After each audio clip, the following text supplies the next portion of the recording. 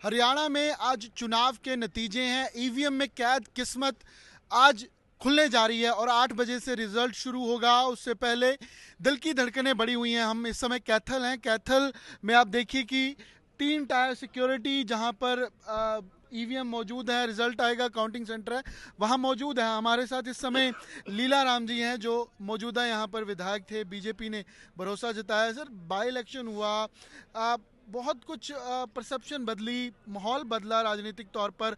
एक तरफ अब सुरजेवाला परिवार की साख है कि परिवार की लेगेसी बचानी हो, दूसरी तरफ बीजेपी से आप हैं। क्या लग रहा है, क्या नतीजे आपको उम्मीद है नतीजों से? मैं ये दावे के साथ कह सकता हूँ, केंद्र की तर्ज पर हरियाणा प्रदेश में भी तीसरी बार कमल का फूल खिलने जा रहा है और कैथल में भी भारतीय जनता पार्टी की जीत होगी, ये निश्चित तौर पर मैं कह सकता हूँ। क्या सोचकर आपको लग रहा है कि लोग भरोसा दिलवाएंगे? क्योंकि आप पिछले समय में कहते भी रहे कि शायद काम नहीं हुए उस तरीके से, या पार्टी की एंटी इनकम्बेंसी है। तो आपको किस बात पर ये कॉन्फिडेंस है कि तीसरी बार सरकार बनेगी और आप जीतेंगे?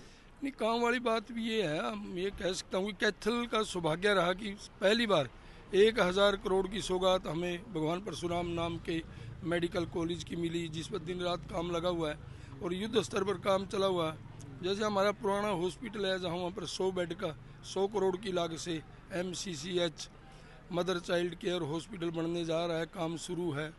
इसी प्रकार नहरी पानी का प्रोजेक्ट था 9.5 करोड़ की लागत से हमने पूरा भी कर दिया और पिछले 15 साल में 1 लीटर पानी की व्यवस्था नहीं हुई थी।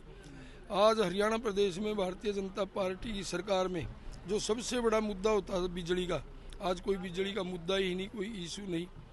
और सबसे बड़ी बात है कि लॉ एंड ऑर्डर की, पिछले 10 साल से पूरे हरियाणा प्रदेश में लॉ एंड ऑर्डर की स्थिति बहुत अच्छी हुई है, सुधरी है।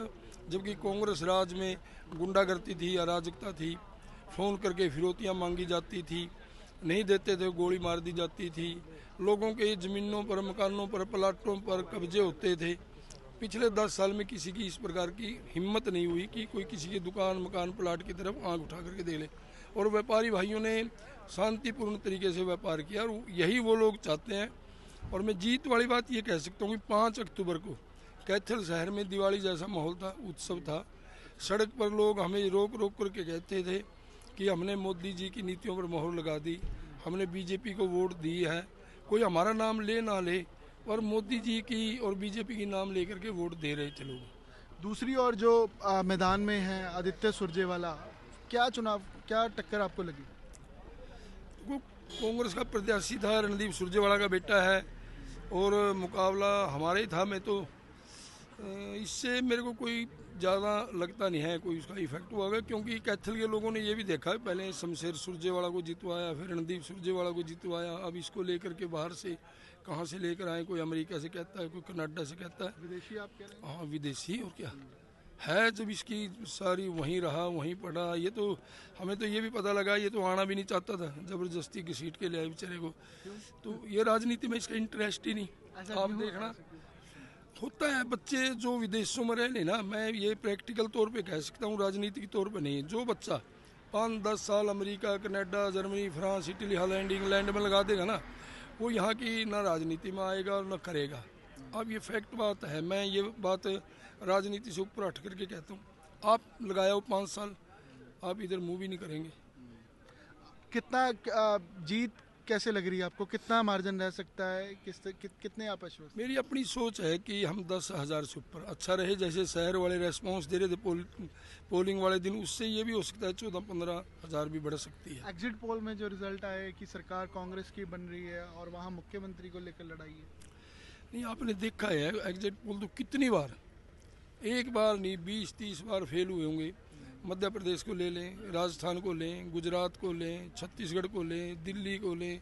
जहाँ कहते थे बीजेपी आएगी वहाँ आप पार्टी आ गई, जहाँ कहते थे कांग्रेस आएगी वहाँ बहुमत से बीजेपी आई। गुजरात में एग्जिट पोल कहते थे 5 सीट का हेर फेर है, जिसकी 105 आएंगे उसकी 2/3 बहुमत से भी ज़्यादा से बीजेपी आई। तो विश्वसनीय नहीं है एग्जिट पोल? नहीं, विश्वसनीय ये नहीं कह सकता, कई बार ठीक भी आते हैं और कई बार फेल भी हो जाते हैं, इसलिए मैं उन पर कोई टिक्का टिप्पणी नहीं करता। परंतु ये भी सच्चाई है कि एग्जिट पोल अनेकों बार फेल हुए हैं। कैथल में फेल होंगे एग्जिट पोल? कैथल का तो पहले ही एग्जिट पोल कह रहा है कि बीजेपी जीतेगी। हाँ।